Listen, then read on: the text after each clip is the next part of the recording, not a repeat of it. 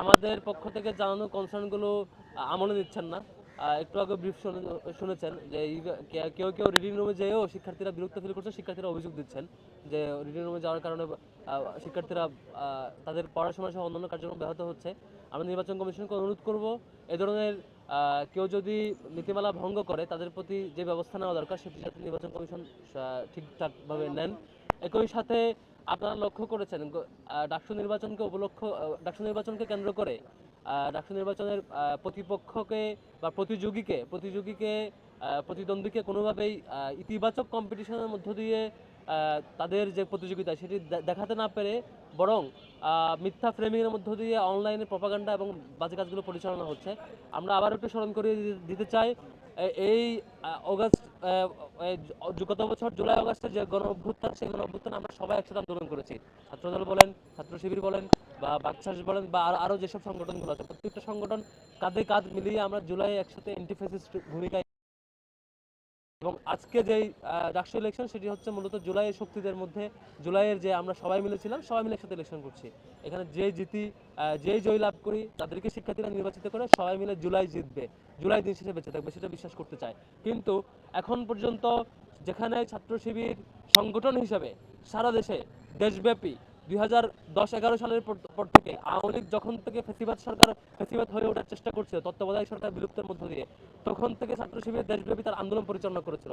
করতে যে শত শত শিক্ষার্থীকে ক্রসফায়ারের মুখোমুখি হতে হয়েছে, শত শত শিক্ষার্থীকে দিন দুপুরে ক্রসফায়ার দিয়ে হত্যা করেছে সারা দেশে।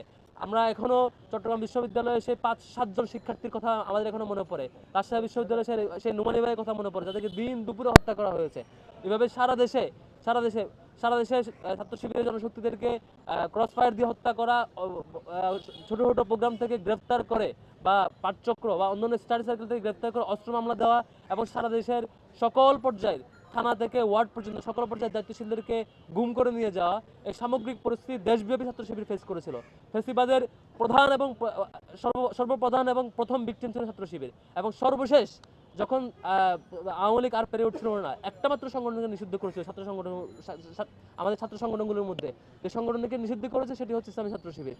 এরপরও যেসব যারা অনলাইনে বিভিন্ন পেজের মধ্যে দিয়ে ছাত্র শিবিরকে প্রপাগান্ডা চালাচ্ছেন, নিশ্চয়ই নিশ্চয়ই বিশ্ববিদ্যালয়ের শিক্ষার্থীরা আমরা যে গত 15-16 বছর ধরে দীর্ঘ লড়াইয়ে সবচাইতে বেশি ভিকটিম হয়েছে, সবচাইতে বেশি জীবন দিতে হয়েছে এবং সবচাইতে বেশি ক্রস ফায়ারের মুখোমুখি হয়েছি, সবগুলো করবো শিক্ষার্থীরা নিশ্চয়ই জানবেন। আপনাদেরকে বিনীত অনুরোধ করবো এই বাজে ফ্রেমিং থেকে, মিথ্যা অপপ্রচার থেকে, ইতিহাসকে লুকানোর জায়গা থেকে একটু সরে আসবেন। আপনাদের যে ইতিবাচক জায়গা সেগুলো দেখাবেন। ঢাকা বিশ্ববিদ্যালয়ের শিক্ষার্থীরা বোকা না, এটা এলাকার মেম্বার ইলেকশন না, এলাকার ইউনিয়ন চেয়ারম্যান ইলেকশন না, ঢাকা বিশ্ববিদ্যালয়ের শিক্ষার্থী।